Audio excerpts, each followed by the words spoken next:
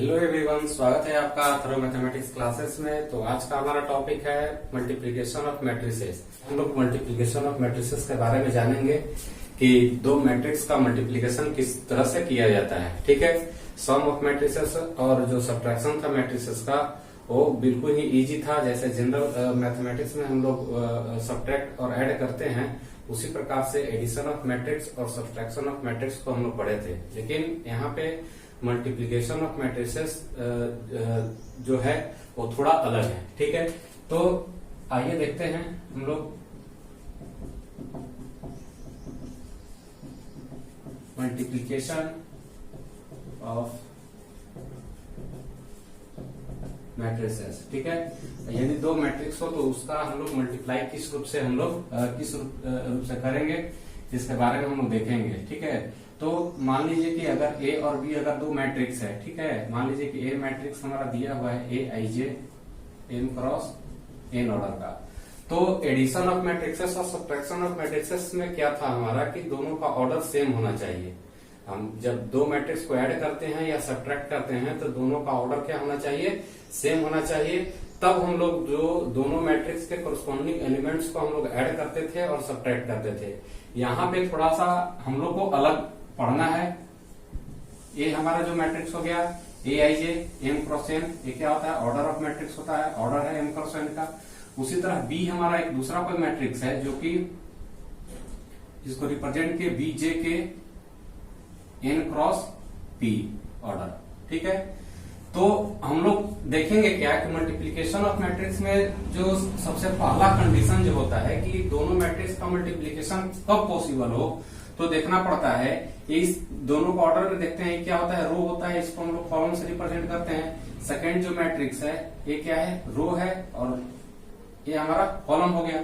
तो देखना पड़ता है कि मल्टीप्लिकेशन ऑफ मैट्रिक्स में जो फर्स्ट मैट्रिक्स का जो कॉलम होगा, ठीक है, फर्स्ट मैट्रिक्स का कॉलम जो होगा वो सेकेंड मैट्रिक्स के रो के बराबर है।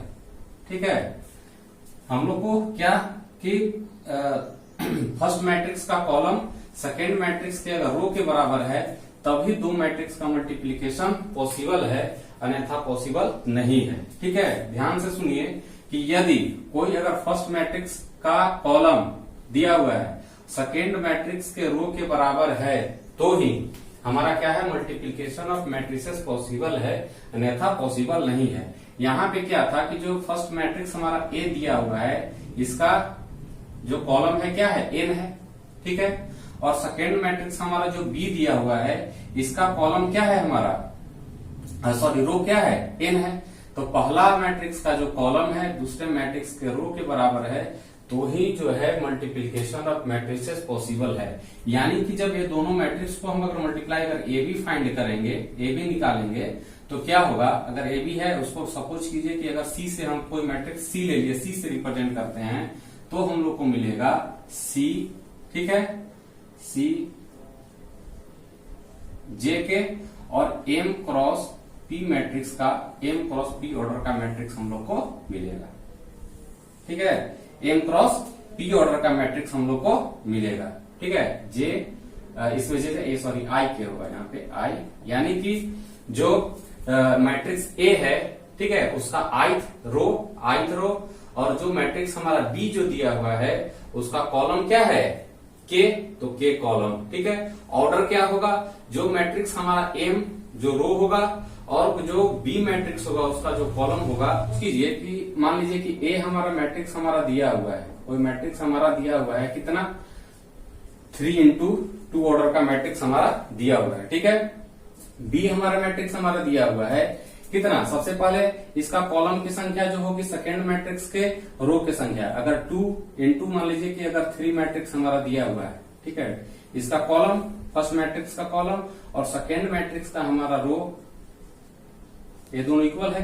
अब हम लोग ए बी जब फाइंड करेंगे तो इसका जो ऑर्डर होगा ए 3x3 ऑर्डर का मैट्रिक्स हम लोग को मिलेगा। कितना, 3x3 ऑर्डर का मैट्रिक्स हम लोग को मिलेगा। ठीक है, तो ध्यान देने वाला बात यहाँ पे है कि दो मैट्रिक्स का मल्टीप्लाई पॉसिबल तभी है जब फर्स्ट मैट्रिक्स का कॉलम सेकेंड मैट्रिक्स के रो के बराबर है, तभी दो मैट्रिक्स को हम लोग मल्टीप्लाई कर सकते हैं। ठीक है, यहाँ पे समझने वाला बात है कि अगर फर्स्ट मैट्रिक्स को ए I J M cross N से रिप्रेजेंट कर रहे हैं, सेकेंड मैट्रिक्स हमारा बी है, उसको बी जे के, ये क्या होता है, पोजीशन ऑफ एलिमेंट को बताता है। पहले भी हम डिस्कशन किए थे कि ए आई जे या यहाँ पे जो बी जे के है, A I J position of element of matrix A और B J K position of element, ठीक है, ऑफ मैट्रिक्स बी को रिप्रेजेंट कर रहा है। ए क्या होता है, ऑर्डर ऑफ मैट्रिक्स को रिप्रेजेंट करता है। ठीक है, तो जब मल्टीप्लाई करेंगे तो ए बी जो हमको मिलेगा वो क्या मिलेगा, सी आई के एम क्रॉस टी मिलेगा। ठीक है, यहां पे हम लोग लिख भी सकते हैं कि the product of two matrices A and B is defined if the number of column of A is equal to the number of rows of B। ठीक है, तो इस चीज को हम लोग को दिमाग में रखना है। ठीक है, अब आइए एग्जाम्पल्स के द्वारा कैसे हम लोग दो मैट्रिक्स को मल्टीप्लाई करेंगे। ठीक है, एग्जाम्पल के द्वारा हम लोग देख लेते हैं। ठीक है, इसको ध्यान से समझने की आवश्यकता है क्योंकि एडिशन ऑफ मैट्रिक्सेस और सब्ट्रैक्शन ऑफ मल्टीप्लिकेशन मैट्रिक्सेस क्या था, इजी था। उसमें क्या होता था कि जब दो मैट्रिक्स का एडिशन करते थे तो उसका कोरस्पॉन्डिंग एलिमेंट जो होगा उसके कोरस्पॉन्डिंग एलिमेंट्स को ऐड कर देते थे या सब्ट्रैक्शन करते थे, तो दोनों मैट्रिक्स के कोरस्पॉन्डिंग एलिमेंट को सब्ट्रैक्ट करते थे तो हमारा क्या होता था, निकल जाता था। लेकिन यहाँ पे थोड़ा अलग है, इसलिए ध्यान से इस चीज को समझिएगा कि दो मैट्रिक्स का मल्टीप्लीकेशन तभी संभव है जब फर्स्ट मैट्रिक्स का कॉलम सेकेंड मैट्रिक्स के रो के बराबर हो, तभी पॉसिबल है। ठीक है, तो इसको आप लोग नोट कर ले और आइए एग्जाम्पल के द्वारा हम लोग देखते हैं कैसे हम लोग मल्टीप्लीकेशन ऑफ मैट्रिक्स करेंगे। तो आइए हम लोग एग्जाम्पल के द्वारा देखते हैं कि एक मैट्रिक्स हमारा सी दिया हुआ है। ठीक है, 1 -1 2 0 3 4 और सेकेंड जो मैट्रिक्स है 2 7 -1 1 5 और -4 दिया हुआ है। ठीक है, ये दोनों मैट्रिक्स को हम लोग को मल्टीप्लाई करना है, सीडी निकालना है। ठीक है, तो सी यानी कि फर्स्ट मैट्रिक्स हमारा क्या हुआ, सी हुआ, और सेकेंड मैट्रिक्स हमारा क्या हुआ, डी। ठीक है, डी सेकेंड मैट्रिक्स है और सी फर्स्ट मैट्रिक्स है। तो अभी जस्ट हम बताए हैं कि फर्स्ट मैट्रिक्स का जो कॉलम होगा, ठीक है, वो सेकेंड मैट्रिक्स के रो के बराबर, तभी दो मैट्रिक्स का मल्टीप्लीकेशन पॉसिबल है। तो यहाँ पे फर्स्ट मैट्रिक्स का कॉलम 3 और सेकेंड मैट्रिक्स का जो है रो हमारा 3, यानी कि दोनों जो है हमारा इक्वल है, यानी कि सीडी हम लोग क्या कर सकते हैं, फाइंड कर सकते हैं। ठीक है, दूसरा चीज क्या है कि अब हम लोग जब हम लोग सीडी फाइंड करेंगे, सीडी जब हम लोग दो मैट्रिक्स का निकालेंगे, सीडी निकालेंगे, मल्टीप्लीकेशन निकालेंगे, तो जो ऑर्डर होगा मैट्रिक्स का वो क्या होगा, 3 और 3 दोनों सब हमारा क्या है, फर्स्ट मैट्रिक्स का कॉलम सेकेंड मैट्रिक्स का रो, दोनों यहाँ पे 2 और 2 जो बचा हुआ रहता है वो ही जो हमारा गिवन जो निकालेंगे हम लोग सीडी, वही उस मैट्रिक्स का क्या होगा, ऑर्डर होगा। ठीक है, तो 2 × 2 ऑर्डर का मैट्रिक्स हम लोग को मिलेगा। अब हम लोग कैसे मल्टीप्लाई करते हैं, आइए देखते हैं। तो मल्टीप्लाई करने के लिए सबसे पहले क्या होता है कि जो फर्स्ट मैट्रिक्स हमारा दिया हुआ है उसका रो, ठीक है, और जो सेकेंड मैट्रिक्स दिया हुआ है उसके कॉलम को आपस में हम लोग मल्टीप्लाई करते हैं। ठीक है, अब क्या होगा कि मल्टीप्लाई करते कैसे हैं, 1 और यहाँ पे 2 मल्टीप्लाई करेंगे, 1 × 2, ठीक है, बीच में प्लस का साइन हो गया, फिर -1 × -1 फिर प्लस, ठीक है, 2 और 5 हमारा क्या हो गया, 2 × 5 हम लोग लिख दिया।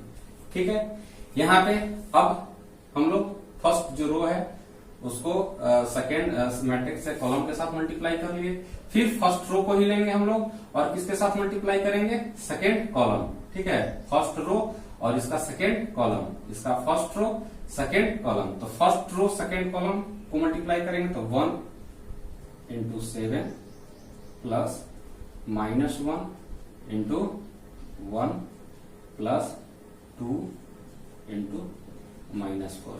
ठीक है, 1 × 7 -1 × 1 और 2 इंटू -4। ठीक है, ये हो गया। यहाँ पे अब इसमें जो रो है इसको हम लोग खत्म करेंगे। अब हम लोग इसका सेकेंड रो को लेंगे। ठीक है, ध्यान से देखिएगा, एक बार समझ जाइएगा तो फिर इजी होगा। ठीक है, अब इसका सेकेंड रो को हम लोग लेंगे। ठीक है, सेकेंड रो को लेंगे और इसका जो बारी बारी है से है, पहले फर्स्ट कॉलम और फिर second column. 0 into 2, 0 into 2 plus 3 into -1, 3 into -1। ठीक है, प्लस बीच में प्लस का साइन देते हैं 4 इंटू 5। ठीक है, नेक्स्ट है हमारा 0 into 7 plus 3 into 1 plus 4 into -4। ठीक है, ये हो गया। अब इसको अरेंज करके लिखेंगे 2 इंटू 2, 2 -1 और -1 मल्टीप्लाई करेंगे 1 और 5 2 10, 10 11 और 2 13, 13 आया। ठीक है, यहाँ 7 -1 6 और 6 और -8 -2 हो गया। 0 और 2 को मल्टीप्लाई करेंगे 0 3 -1 -3 और 5 4 जा 20। ठीक है, यानी कि 70। ठीक है, यहाँ पर 7 0 0 3 और 1 को मल्टीप्लाई करेंगे 3 4 इंटू -4 -16। ठीक है, तो -13। यही हमारा हो गया CD। ठीक है, यानी कि 2 इंटू 2 ऑर्डर का मैट्रिक्स हम लोग को मिला। ठीक है, तो ध्यान देने वाला बात यही है यहाँ पे कि सबसे पहले मल्टीप्लाई करने का तरीका है कि जो फर्स्ट जो मैट्रिक्स लेंगे उसका रो और सेकेंड मैट्रिक्स का कॉलम। ठीक है, फर्स्ट मैट्रिक्स का फर्स्ट रो, फर्स्ट मैट्रिक्स का सेकेंड मैट्रिक्स का फर्स्ट कॉलम। उसी तरह फिर फर्स्ट मैट्रिक्स का फर्स्ट रो, सेकेंड मैट्रिक्स का सेकेंड कॉलम से मल्टीप्लाई करेंगे। फिर फर्स्ट मैट्रिक्स का सेकेंड रो, सेकेंड मैट्रिक्स का फर्स्ट कॉलम। ठीक है, और इसी तरह आगे हम लोग करते चले जाएंगे। यहाँ पे ध्यान देने वाला बात यही है कि कभी कभी पूछता है हमारा एग्जाम में, ठीक है, 1 मार्क्स का क्वेश्चन पूछता है कि अगर 2 मैट्रिक्स हमारा दिया हुआ है, ठीक है, 2 मैट्रिक्स हमारा दिया हुआ है, तो पूछता है कि 2 मैट्रिक्स का हम लोग जब प्रोडक्ट करेंगे तो उसका ऑर्डर क्या होगा। तो दिमाग हमेशा रखिएगा। ठीक है, कि अगर मान लीजिए सपोज कीजिए कि एक मैट्रिक्स हमारा दिया हुआ है 2 इंटू 3 ऑर्डर का मैट्रिक्स दिया हुआ है। ठीक है, और ए मैट्रिक्स हमारा दिया हुआ है 3 इंटू 5 ऑर्डर का मैट्रिक्स दिया हुआ है। ठीक है, एक 2 इंटू 3 ऑर्डर का, एक 3 इंटू 5 ऑर्डर का। अब ए बी पूछेगा कि ए बी जो होगा उसका ऑर्डर निकालिए, क्या होगा ऑर्डर। ठीक है, तो ए बी जो निकालेंगे उस मैट्रिक्स का जो ऑर्डर होगा, पहला क्या है कि फर्स्ट मैट्रिक्स का कॉलम सबसे पहले देखेंगे कि ए बी पॉसिबल है कि नहीं। तो फर्स्ट मैट्रिक्स का जो है कॉलम सेकेंड मैट्रिक्स के कॉलम के बराबर है, सॉरी रो के बराबर है। सेकेंड मैट्रिक्स का रो के बराबर है फर्स्ट मैट्रिक्स का कॉलम, यानी कि ए बी हमारा क्या है, पॉसिबल है। अब ऑर्डर क्या होगा, तो ये दोनों हमारा कैंसिल हो जाएगा, बचा क्या 2 इंटू 5, तो 2 इंटू 5 यानी कि 2 ऑर्डर और कॉलम की संख्या कितना 5। तो यही हम लोग को दिमाग में रखना है। ठीक है, कि जब हम लोग प्रोडक्ट करेंगे तो उस मैट्रिक्स का ऑर्डर क्या होगा। तो जो बचा हुआ है, जो कॉमन है, उसको हम लोग नेग्लेक्ट कर देते हैं, बाकी जो बचा हुआ रहता है उसी से हम लोग जो मल्टीप्लीकेशन ऑफ मैट्रिसेस है उसके ऑर्डर को हम लोग फाइंड कर लेते हैं। ठीक है, तो आप लोग इसको लिख लीजिए। आइए कुछ इंपॉर्टेंट पॉइंट है, ठीक है, मल्टीप्लीकेशन ऑफ मैट्रिसेस के बारे में, उसको हम लोग देख लेते हैं। ठीक है, तो सबसे पहला जो पॉइंट है हमारा कि if A B is defined, if AB is defined, then BA need not be defined। ठीक है, यदि कोई मैट्रिक्स हमारा दिया हुआ है, ठीक है, 2 मैट्रिक्स हमारा ए बी, एक matrix A, second matrix B दिया हुआ है, तो अगर ए बी हम लोग डिफाइन कर ले तो कोई जरूरी नहीं है कि बी ए हम लोग डिफाइन कर ही पाए। जैसे एग्जाम्पल में हम लोग सपोज करें, ठीक है, कि एक मैट्रिक्स हमारा ए जो है दिया हुआ है 6 9, ठीक है, 2 3, 2 इंटू 2 ऑर्डर का मैट्रिक्स दिया हुआ है। सेकेंड जो मैट्रिक्स है हमारा गिवन 2 6 0 7 9 और 8, सेकेंड मैट्रिक्स हमारा दिया हुआ है, जो जिसमें हमारा रो की संख्या 2 और कॉलम 3। अब हम लोग ए बी जब हम लोग फाइंड करेंगे तो फर्स्ट मैट्रिक्स का जो कॉलम है 2, सेकंड मैट्रिक्स के रो के बराबर है, ये दोनों इक्वल है, यानी कि ए बी क्या है, पॉसिबल है। ठीक है, क्योंकि इसमें ए जो था क्या था, फर्स्ट मैट्रिक्स था, बी जो था हमारा सेकंड मैट्रिक्स। यहाँ पे आगे हम लोग जब बी ए फाइंड करेंगे तो बी क्या होगा, फर्स्ट मैट्रिक्स होगा, और ए क्या हो जाएगा, सेकंड मैट्रिक्स। तब यहाँ पे जब बी हमारा फर्स्ट मैट्रिक्स हो गया, तो बी जब फर्स्ट मैट्रिक्स हो गया तो उसका कॉलम कितना, 3, ठीक है। और ए सेकंड मैट्रिक्स हो गया, उसका रो कितना, 2, यानी कि फर्स्ट मैट्रिक्स का जो कॉलम है सेकंड मैट्रिक्स के रो के बराबर नहीं हो रहा है, यानी कि बी ए हम लोग क्या एग्जिस्ट नहीं कर पाएंगे। ठीक है, लेकिन ए बी हम लोग क्या कर सकते हैं, एग्जिस्ट कर सकते हैं, क्योंकि ए बी जो है वो मल्टीप्लीकेशन ऑफ मैट्रिसेस का जो प्रॉपर्टी है उसको फॉलो कर रहा है। लेकिन बी ए क्या है, उस प्रॉपर्टी जो फर्स्ट मैट्रिक्स का जो कॉलम सेकंड मैट्रिक्स के रो के बराबर है उस प्रॉपर्टीज को फॉलो नहीं कर रहा है, तो बी ए क्या है, पॉसिबल नहीं है। ठीक है, तो यहाँ पे इस चीज को दिमाग में रखिएगा कि A B is defined then B A need not be defined. कभी कभी क्या होता है कि फाइंड हो भी सकता है, जैसे कि सपोज कीजिए कि ए बराबर हमारा दिया हुआ है 3x2 ऑर्डर का, और बी अगर मैट्रिक्स हमारा दिया हुआ है सेकेंड 2x3 ऑर्डर का, तो इस स्थिति में क्या होगा कि ए बी और बी ए दोनों हम लोग फाइंड कर सकते हैं। ए बी भी फाइंड कर लेंगे, बी ए भी फाइंड कर लेंगे। आइए देखिए कैसे। जैसे कि ए में क्या है, फर्स्ट मैट्रिक्स, इसमें हमारा फर्स्ट क्या है, ए है, और सेकेंड मैट्रिक्स क्या है, बी है। तो फर्स्ट मैट्रिक्स का कॉलम सेकेंड मैट्रिक्स के रो के बराबर, सेकेंड मैट्रिक्स के रो के बराबर, यानी कि ए बी भी निकल जाएगा। ठीक है, बी ए, यानी कि बी ए में फर्स्ट हमारा हो गया बी, और ए क्या हो गया, सेकेंड मैट्रिक्स हो गया। तो बी में फर्स्ट मैट्रिक्स हमारा बी हुआ, तो बी का कॉलम कितना, 3, ठीक है, और ए का रो कितना, 3। तो इसमें क्या हुआ, बी ए भी हम लोग एग्जिस्ट कर सकते हैं, यानी कि इस कंडीशन में ए बी और बी ए दोनों एग्जिस्ट हो सकता है। लेकिन जो कंडीशन हमारा यहाँ पे दिया हुआ है ये इसमें ए बी और बी ए दोनों हम लोग एग्जिस्ट नहीं कर पाएंगे। ठीक है, तो इस ये जो प्रॉपर्टीज है इसको दिमाग में रखिएगा और इसको लिख ले। आइए देखते हैं सेकंड जो प्रॉपर्टीज है क्या है। ए बी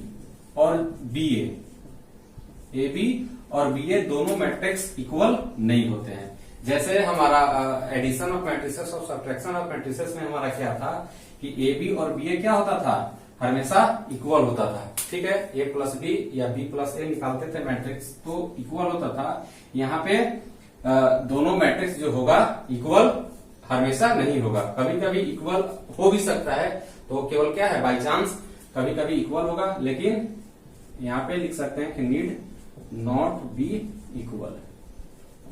ठीक है, ए बी और बी ए दोनों क्या होगा, इक्वल कोई जरूरी नहीं है कि हो सकते हैं। दो मैट्रिक्स का जो प्रोडक्ट होगा ए बी और B A need not be equal. ठीक है, 4 है कि इक्वल होने के लिए मल्टीप्लीकेशन ऑफ डायगोनल